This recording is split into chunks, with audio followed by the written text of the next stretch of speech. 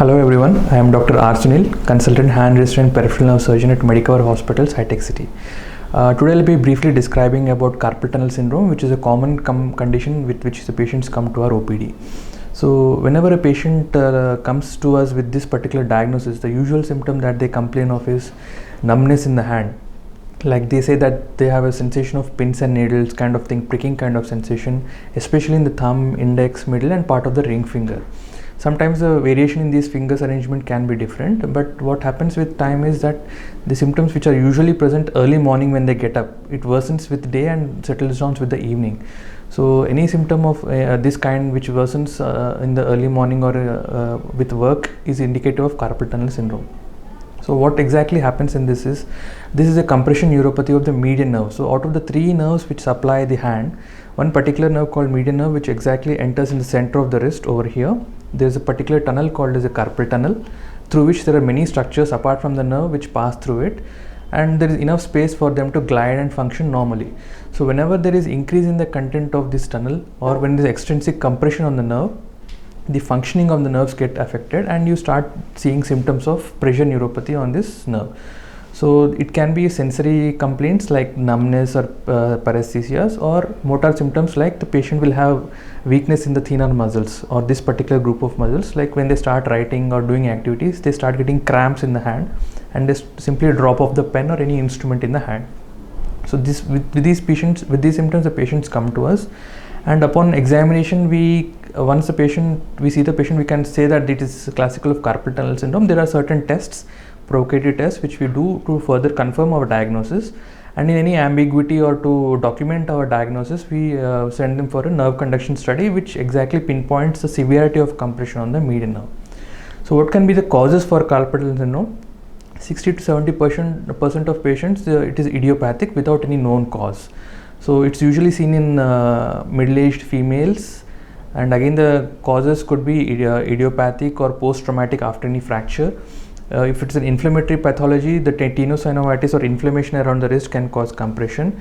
Hypothyroidism can aggravate the symptoms. Diabetic patients usually present with these symptoms, and if there are any swellings or tumors around the wrist, also it can present with the symptoms of carpal tunnel syndrome. So we need to exclude these conditions as well whenever we are evaluating these patients. Other common group of patients which we see are post-pregnancy. The patients again complain of these symptoms worsening after delivery because of the fluid accumulation in the tunnel. So when we see them, they classically have this reduced sensation in these 3.5 fingers. Some patients also have fissuring and cracking of the skin and wasting of the thenar muscles. So they will not be able to move or oppose the thumb to the little finger in severe kind of cases. So we grade them accordingly into mild, moderate and severe. So if it's a mild carpal tunnel syndrome with occasional symptoms, we do manage them with carpal tunnel splints, which is actually a splint to immobilize the wrist in this position in night time only. So because these symptoms worsen on the daytime, we ask the patient to wear the splint during sleep, and by morning they are relieved of these symptoms. So we give a trial of carpal tunnel splints with neuromodulators or neurobiological drugs, and we wait for the symptoms to settle down. For any patient who hasn't improved with the splints or medications, if there is associated swelling or tenosynovitis in the wrist, we may even advise a steroid injection into the carpal tunnel syndrome to take care of the inflammation. Some patients do respond, but it has to be very carefully given so that we don't inject it into the nerve but into the adjacent structures. So patients who don't improve with the conservative line of management, who present with significant moderate to severe compression with wasting and other pressure symptoms, we advise surgery to immediately relieve the nerve of its pressure so that it recovers early and the patient get rid of the symptoms. So what exactly is advised in surgery is called a carpal tunnel release. So here the tunnel, which is a closed structure, we actually open it up by releasing the roof. So there is a transverse retinacular ligament or transverse carpal ligament which is at the roof of this tunnel. We release it and the nerve gets relieved of the pressure, the circulation improves and its functioning also improves with time. So this carpal tunnel release can be done by two ways.